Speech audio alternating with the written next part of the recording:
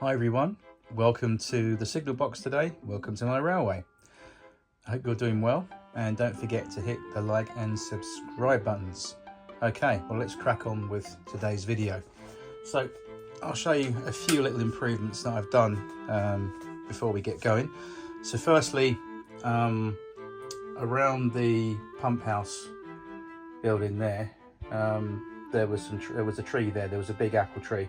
Well, that was catching on side of stock movements in and out of the sidings there, so we moved that and we replaced it to over here, which is on the fence line between that house and that shed. There was an apple tree there which was previously directly over there parallel, so we moved it across over to here, which is much better, and it's not getting clouted by the trains going past, so that's good.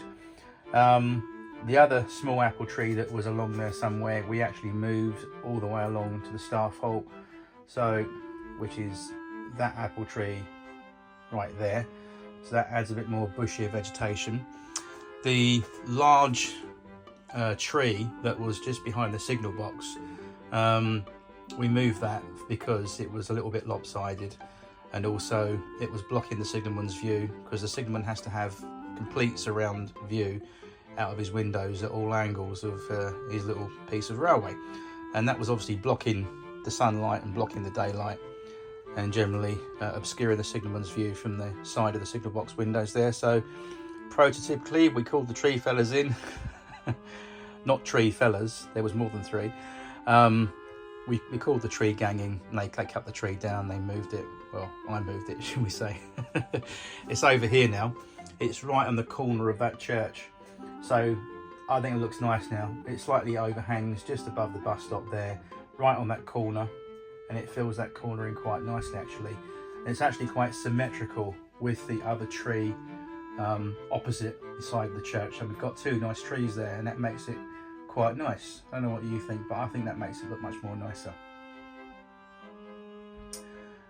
What else have we done? I think that was it. We just really moved some trees about this morning and tidied up a little bit. The little tiny outbuilding that was underneath the coaling stage, we moved it to there, just in front of the lampman's hut there. I did a little bit more groundwork there to level out the feet of the coal stage, because it was sitting a little bit lopsided, so now it's nice and solid. But more importantly, we've got our yard lights in place. So just want to give you a little backstory that we've got in the shop there. 1, 2, 3. There's one just behind the water crane there. 4, and then over here, right by the water crane there, 5. There was 5 in total from China, and these are actually taller. If you look at it in that shot there, the very far left one by the loading gauge is slightly shorter, and the newer, shinier ones, obviously they're slightly taller as well. They're much more taller, believe it or not. Doesn't look it, but they are. And also these are 3-volt bulbs each. Now they came with resistors, and I had a little bit of an issue when I wired initially the one single replacement in, which was the one on the left there, which is that one originally. When I fitted this one here, I tested it obviously when I got it out of the package, they all worked, and I wired it up and it all came on. But what I noticed was that it was burning quite brightly, and the rest of the lights were basically quite dim. So I put in a resistor, and that made it even worse. It was more dimmer, more brighter, and it wasn't even. So I took the resistor out of the circuit, de-wired the resistor, connected it all back up, and surprise surprise, same problem. So I thought, I bet you that lamp there, or the lamps that I had originally, they're different voltage, because they came off my old layout, so they're over 12 years old. And I do remember that they are slightly a different voltage. I think they were, because how I found this out was trial and error. I just took the whole lot out and I completely replaced, apart from that one there with the loading gauge, the rest of the lamps, as you just seen there, they're all brand new. As of about 2 days ago, they're all new, and they're all the same from the order that I got on eBay from China. They're 3-volt bulbs each, and you'll see in a minute when I connected them up without no resistors, they do work nicely, and I'll show you those in a minute. Okay, let's put these lights on so you can see how they look.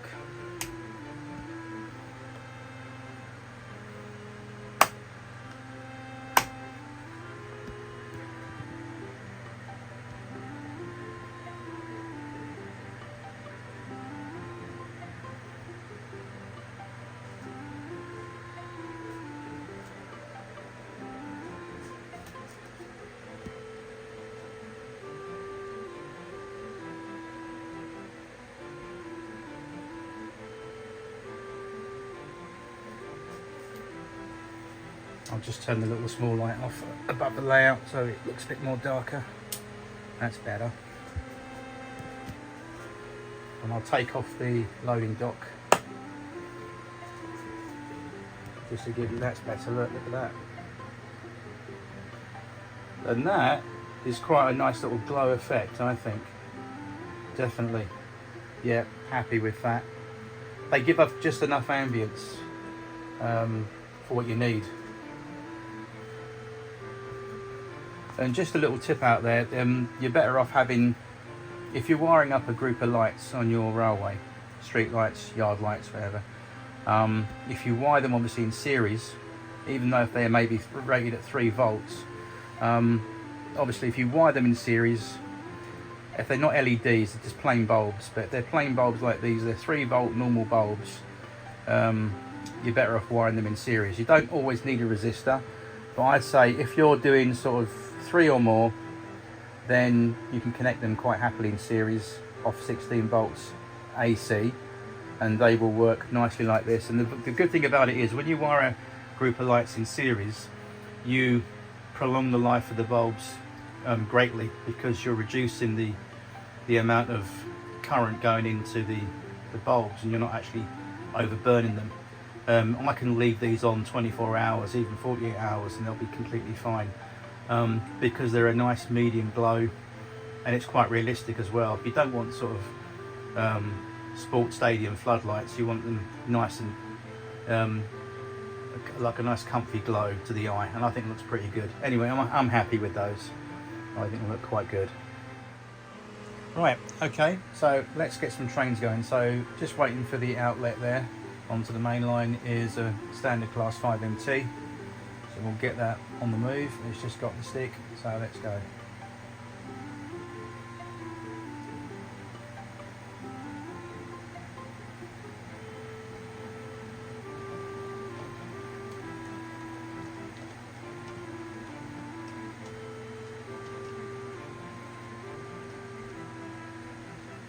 It's got a rake of bully coaches over there in the centre platform to pick up, so we'll just go and attach ourselves to those coaches in a little bit.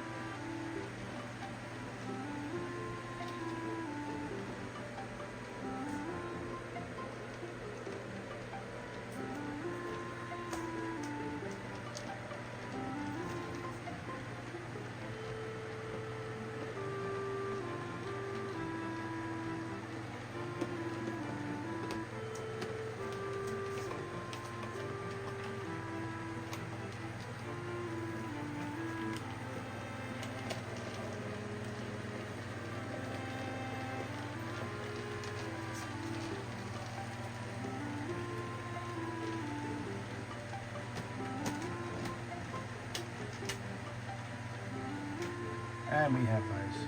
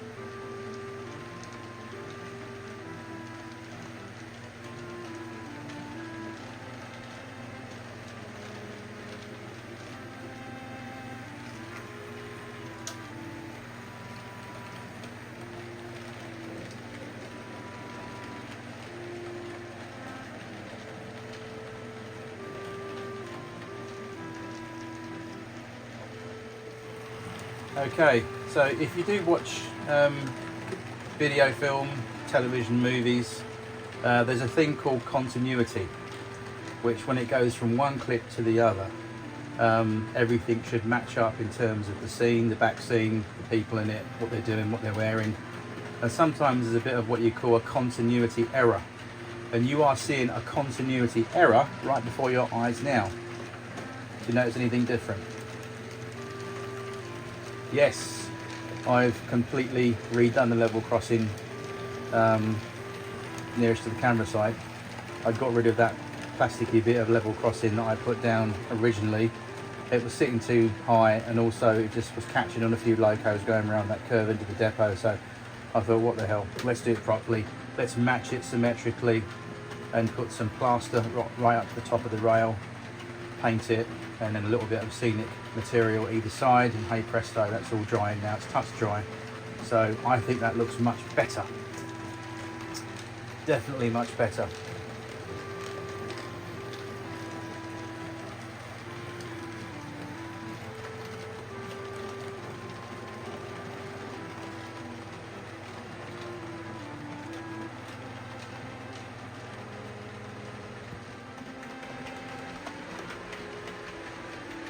Right, lurking at the back of the depot here is a Class 16 North British Bobo diesel locomotive. These were a Stratford engine. They were, when they first got built, they were assigned quite a few of these to Stratford, and there were some at East Ham Depot, and all of the sub depots along the east end of London had a couple of these, or at least one of these. They were meant to be designed for hauling sort of freight basically, not passenger, but they just mechanically were a terrible failure, and they ended up all being scrapped. The only thing they did do was serve as a test bed for the more successfully designed Class 20s, which we all see today. But these originally were the inspiration for the Class 20 diesels. Anyway, let's get on with it. Let's bring her out on the depot head shunt. Right, here we go. Let's bring her out onto the outlet.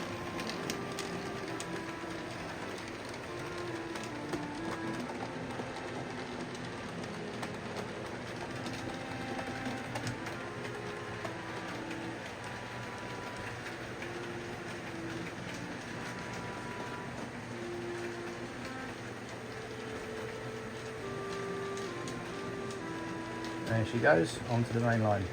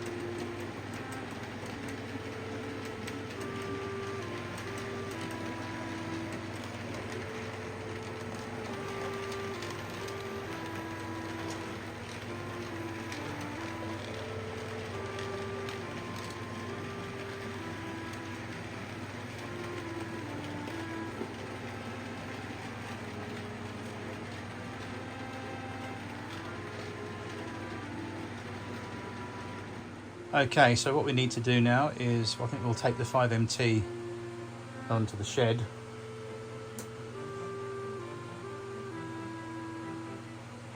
With its support coach.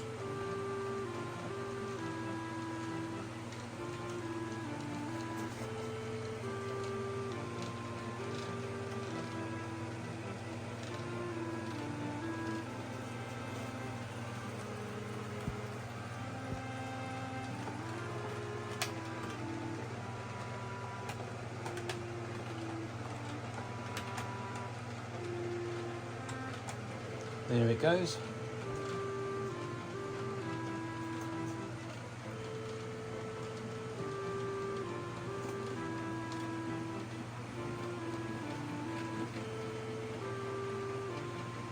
I'll just bring it to a stand in the station, just momentarily while we check the signal, and we're okay.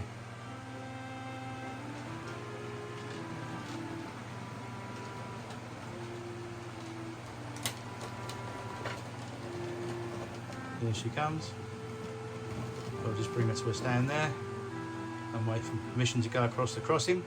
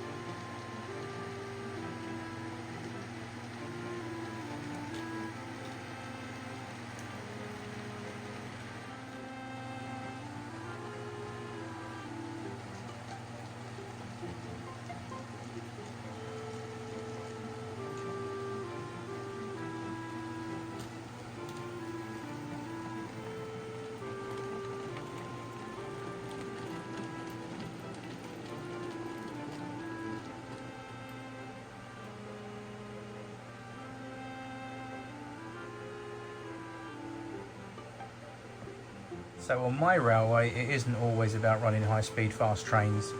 I just like sitting watching things like this.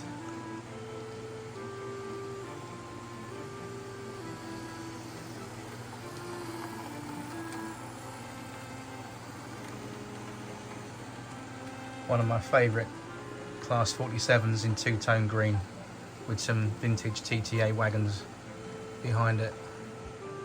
Just taking it nice and easy around my little layout. That's just enough for me.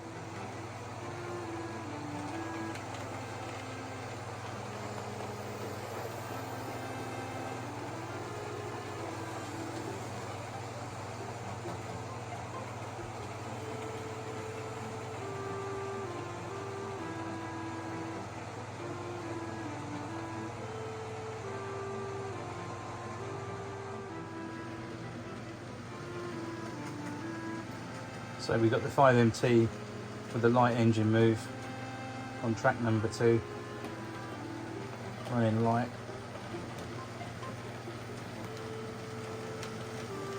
Again, a very nice loco that I picked up last year from the Swanage Railway gift shop. It's a Bachmann engine, and it does work faultlessly on the railway. Really good runner.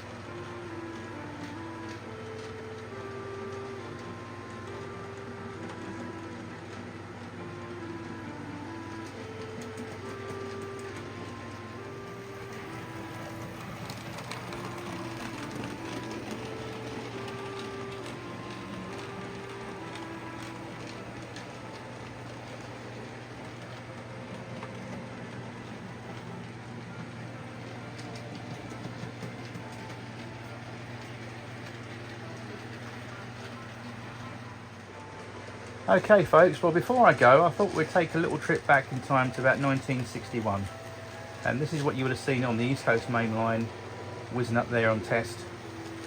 The mighty Deltic prototype, or DP1 as it was called. This was the prototype Deltic for the Class 55 Deltic, yep. And it really is an outstanding machine. Look at this.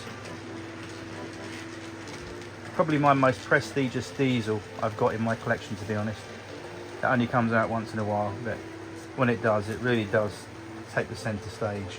It's the star of the show, definitely for me, on that Pullman Special. Look at that.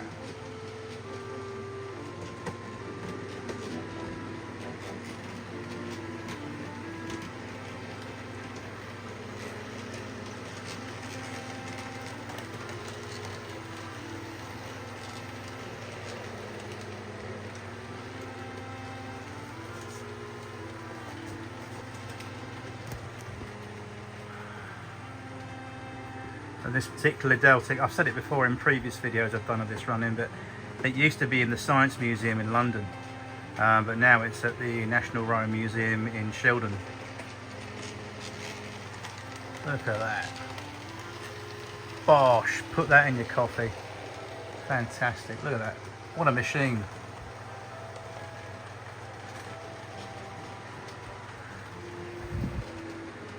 Who needs coffee in your tea or sugar when you got that going around? I rest my case.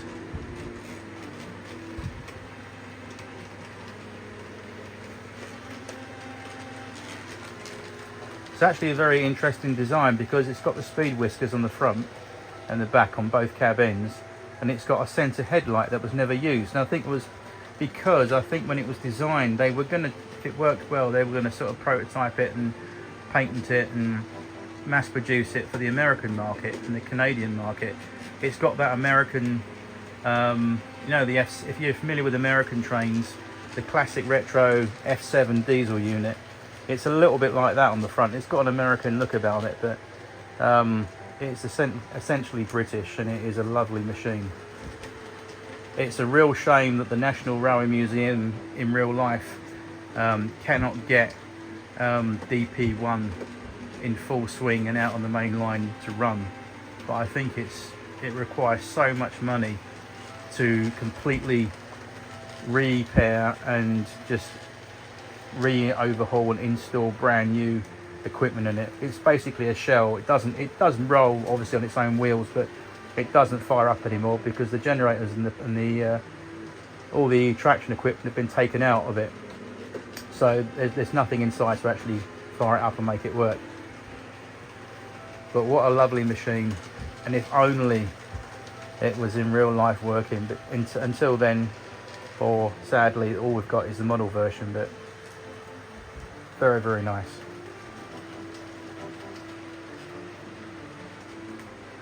Well, that's it guys and girls for the railway today and for this weekend. I do hope you liked everything you've seen so far. Don't forget to hit the like and subscribe, and we'll get something else running for you next time on the railway. So until then, you take care of yourselves. Thanks for watching, and goodbye.